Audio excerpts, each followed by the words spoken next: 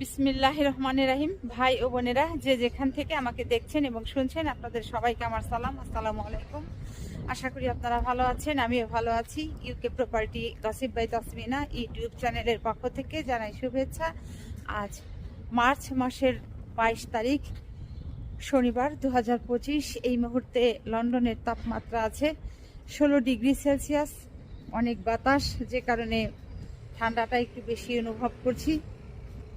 তো যাই হোক, নতুন একটা এরিয়াতে এসেছি। এই এরিয়াটার নাম হচ্ছে লি মাউথ। সামনেই লি রিভার, সম্ভবত এই লি নদীর নাম অনুসারেই এই এরিয়াটার নাম রাখা হয়েছে লি মাউথ। আপনাদেরকে নদীটা দেখাতে চেষ্টা করব। ভীষণ সুন্দর এরিয়াটা। এই এরিয়ার বাড়িঘর প্রপার্টিগুলো হচ্ছে এরকম, সব উঁচু উঁচু বিল্ডিং দেখতে পাচ্ছেন। মূলত আমি এখানে এসেছি কাজে। আমার কাজ শুরু হবে 12টা 15 থেকে। তো এখন ঘড়িতে বাজে 11টা 30। বেশ সময় হাতে নিয়ে আগে আমি চলে এসেছি, বিধায় আপনাদের এই এরিয়াটা দেখাতে পারছি। তো এখন আমি সামনের দিকে হেঁটে যাচ্ছি। সামনেই হচ্ছে লি রিভার। বাংলাদেশে যেরকম আমাদের অনেক নদী আছে, এই ইংল্যান্ডেও অনেক নদী আছে। টেমস নদী তো আপনাদের প্রায়ই দেখাই। তো এটা হচ্ছে লি রিভার। এই যে মাঝখানে অল্প পানি, আর নদীর দুই পাশেই শুধু কাদা। এখন যেটি চলছে নদীতে, ভাটা চলছে। অনেক পাখি, তারপর বেলে হাঁসের মতো দেখা যাচ্ছে। যেহেতু ভাটা, ওই কাদার ভেতরে মাছ, তারপর পানিতে থাকা অন্যান্য ছোট ছোট যে জীবগুলো আছে সেগুলো খাচ্ছে এই পাখিগুলো, হাঁসগুলো ধরে ধরে। তো যা হোক, আজ আসলে যে বিষয়টি নিয়ে কথা বলতে চাচ্ছি, বাংলাদেশের বর্তমান সেনাপ্রধান জনাব ওয়াকার উজ্জামান, ওনাকে নিয়ে। বাংলাদেশে যারা জ্ঞানী ব্যক্তিবর্গ আছেন, তারপর রাজনীতিবিদ আছেন, যারা বিশ্লেষক আছেন, বিভিন্ন শ্রেণীর পেশাজীবী মানুষ আছেন, দেশবাসী যারা আছেন, তারা এই মুহূর্তে মনে করছেন যে যে কোনো সময় বাংলাদেশ থেকে এই ওয়াকার, বাংলাদেশের সেনাপ্রধান, তিনি সটকে পড়তে পারেন। অর্থাৎ শেখ হাসিনার মতো পালিয়ে কোথাও চলে যেতে পারেন, আশঙ্কা করছেন। এখন কেন আশঙ্কা করছেন সেগুলো আপনারা দেশবাসীরা ভালো করেই জানেন। যে ওয়াকুরুজ্জামান, তিনি অনেক বিষয়েই এখন এক এক করে নিজের জালে নিজে ধরা খাচ্ছেন, আটকা পড়ে যাচ্ছেন। এর মধ্যে এক হচ্ছে যে অনেক ঘটনাই আছে, তবে সামনে যে ঘটনাটি সবচাইতে বেশি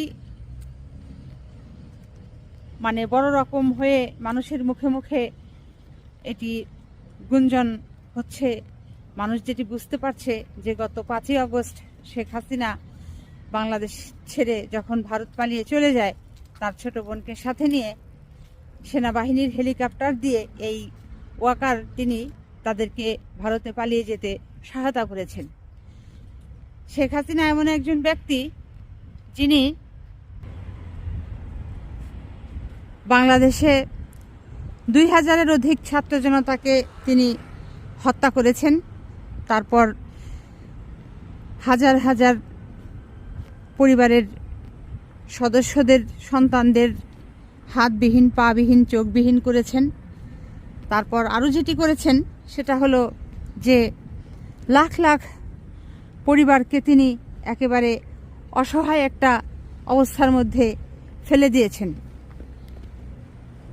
তো এমত অবস্থায় এরকম একজন শেখ হাসিনার মতো একজন স্বৈর শাসককে এবং তার ছোট বোন শেখ রেহেনাকে এই বাংলাদেশের সেনাপ্রধান ওয়াকার তিনি পালাতে সহায়তা করেছেন।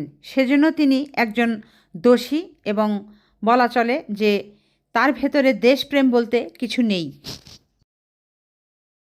এবার এরিয়াটা আপনাদের একটু দেখিয়ে নেই। এই যে দেখেন, গাছ ভর্তি শুধু ফুল আর ফুল, সেই সাথে মৌমাছির আনাগোনা।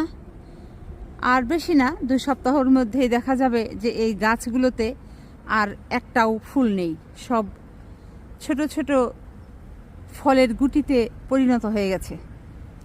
এবং তার আবার 1-1.5 মাস পরেই দেখা যাবে যেগুলো ফলগুলো মূলত চেরি ফল পেকে একেবারে লাল টকটকা হয়ে গেছে, তারপর গাছের নিচ দিয়ে বিছিয়ে পড়ে আছে। তো যাই হোক, বাংলাদেশের মানুষ, বাংলাদেশের জনগণ এখন তারা যেটি মনে করছেন যে বাংলাদেশ ছেড়ে এই ওয়াকার উজ্জামান যে কোনো মুহূর্তে শেখ হাসিনার মতো পালিয়ে চলে যেতে পারেন। সেটি কেন চলে যাবেন?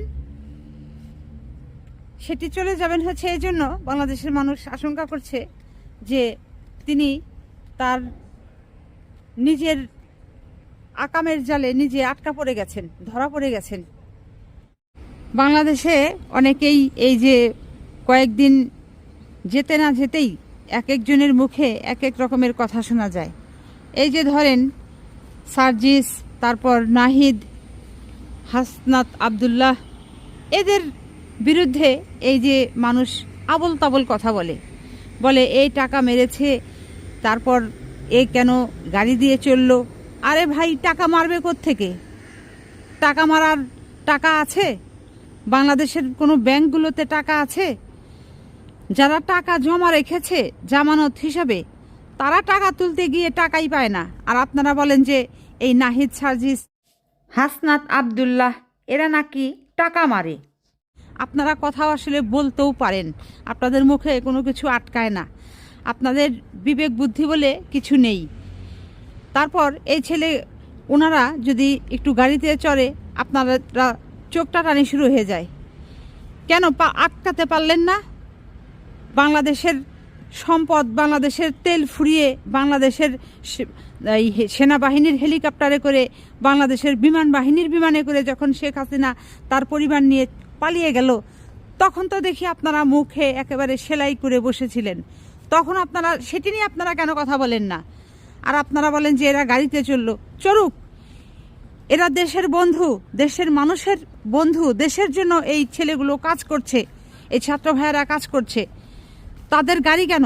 পারলে তারা দেশের হেলিকপ্টার দিয়ে এক স্থান থেকে আর এক স্থানে যাবে। আপনাদের সমস্যাটা কি? আপনারা আসলে অতিরিক্ত কথা বলেন, আপনারা মুখটা দয়া করে একটু বন্ধ করেন। আমি যেটা পারবো না, আপনারা যেটা পারবেন না, সেটা কিন্তু এই সার্জিস, হাসনাতরা পারছে, নাহিদরা পারছে। এই জন্য তাদেরকে ধন্যবাদ দিন, তাদের প্রতি আপনারা সবাই কৃতজ্ঞ থাকুন। এই জন্য যে এই যে সেনাপ্রধান তিনি কি বলেছেন যে তার বুকে পাথরের চাপা দিয়ে তিনি নাকি ইউনূস সাহেবকে বাংলাদেশের এই প্রধান উপদেষ্টার পদে তিনি দেখতে রাজি হয়েছেন। তো এই কথাগুলো আমি কি জানতাম? আপনি কি জানতেন? যদি এই হাসনাত আজ এগুলো প্রকাশ না করত? কাজেই তারা যে ওই পর্যন্ত পৌঁছাতে পেরেছে খবরগুলো জনগণের মঙ্গলের জন্য, তারা যে আবার এইভাবে এসে জনসমক্ষে এসে প্রকাশ করছে, এই জন্য ভাই আপনাদের অনেক অনেক ধন্যবাদ, আপনাদের প্রতি কৃতজ্ঞতা রইল। বাংলাদেশে বর্তমানে এই শেখ পরিবারের সদস্যদের ভেতরে সবচাইতে বড় 2 ষড়যন্ত্রকারী হচ্ছে এই তার 2 কন্যা শেখ হাসিনা এবং শেখ রেহেনা। এটি বাংলাদেশের মানুষ সবাই এখন জানে, তারা এখন এটি বলছে। তো এই 2 ষড়যন্ত্রকারী যখন বাংলাদেশকে একেবারে ধ্বংস করে দিয়ে দেশের মানুষকে মাটির সাথে মিশিয়ে দিয়ে যখন চলে গেল, তাদের এই চলে যাওয়াটাকে কে সমর্থন করলো? সাহায্য সহযোগিতা কে করলো? এই সেনাপ্রধান। ওয়াকার। তো এই জন্য তো তিনিও দায়ী। দেশের তার চোখের সামনে থেকে এই দুজন চলে গেল, এই পরিবারের সবাই এক এক করে পালিয়ে চলে গেল। তারপর আওয়ামী লীগের শীর্ষস্থানীয় যারা বড় বড় মন্ত্রী ছিল, দেশে বাংলাদেশের অর্থ যারা পাচার করে অন্য দেশে পাঠিয়ে দিয়েছে, বড় বড় সন্ত্রাসী যারা ছিল, মানুষকে হত্যা করেছে, সবাইকে এই ওয়াকার তিনি শেল্টার দিয়ে দেশের বাহিরে সব পালাতে সহায়তা করেছে। এই জন্য তো তিনি দোষী, এই জন্য দায়ী। এখন এই জন্যই দেশের জনগণ মনে করছে, অনেক উঁচু লেভেলের লোকেরা যারা দেশপ্রেমিক, আসলেই দেশপ্রেমিক, তারা মনে করছেন, শিক্ষিত জনগোষ্ঠী থেকে শুরু করে একেবারে সাধারণ জনগণ মনে এখন একটাই কথা, যে যে কোনো মুহূর্তে বাংলাদেশ থেকে এই ওয়াকার সাহেব এখন পালাতে চেষ্টা করছে। তো ওনাকে কেন ধরা হচ্ছে না, ওনাকে কেন গ্রেপ্তার করা হচ্ছে না? তারপর এখানে আর একটা বিষয় খুব গুরুত্বপূর্ণ, সেটা হলো যে আওয়ামী লীগকে কেন নিষিদ্ধ করা হচ্ছে না? বর্তমান যে অন্তর্বর্তী সরকার আছে, এই সরকারের কাছে বাংলাদেশের মানুষের এখন একটাই চাওয়া, একটাই দাবি, যে আওয়ামী লীগকে নিষিদ্ধ করতে হবে। আওয়ামী লীগকে নিষিদ্ধ না করলে বাংলাদেশের উন্নতি সম্ভব না।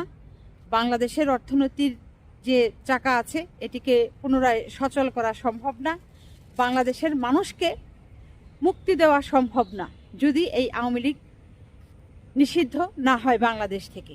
কাজেই খুব দ্রুত, অচিরেই এই আওয়ামী লীগকে বাংলাদেশ থেকে নিষিদ্ধ ঘোষণা করার দাবি এখন সারা বাংলাদেশের মানুষের। সারা বাংলাদেশের মানুষ পারলে আগামী 72 ঘন্টার মধ্যে এই আওয়ামী লীগকে নিষিদ্ধ করার যত রকমের আনুষ্ঠানিকতা আছে, এগুলো করে আপনারা একে নিষিদ্ধ করেন এবং এটি ঘোষণা দেন। বাংলাদেশের যে বর্তমান পরিস্থিতি, এই পরিস্থিতিতে মোটেই কে জামাত, কে শিবির, কে বিএনপি, এগুলো ভাগ করা যাবে না। সবাই এখন এক কাতারে দাঁড়িয়ে যেতে হবে। সেটি কিসের জন্য? এই আওয়ামী লীগকে প্রথম শর্ত হচ্ছে নিষিদ্ধ করতে হবে। পাশাপাশি এই ফ্যাসিস্ট সরকারের যিনি প্রধান, শেখ হাসিনা ভারত পালিয়ে চলে গেছেন, তাকে ভারত চলে যেতে সাহায্য করবার অপরাধের দায়ে এই সেনাপ্রধানকে আগামী 24 ঘন্টার মধ্যে গ্রেপ্তারের দাবি বাংলাদেশের মানুষের। এই দুটোকে এখন কার্যকর করতে হবে, এবং কিভাবে কার্যকর করতে হবে এটি অন্তর্বর্তী সরকারের প্রতি বিনীত অনুরোধ রইল। তো আজ এখানেই শেষ করব। সবাই ভালো থাকবেন, সুস্থ থাকবেন এবং আমার জন্য দোয়া করবেন। আমার এই চ্যানেলটিতে লাইক, কমেন্ট, শেয়ার এবং সাবস্ক্রাইব করবেন। আসসালামু আলাইকুম, আল্লাহ হাফেজ।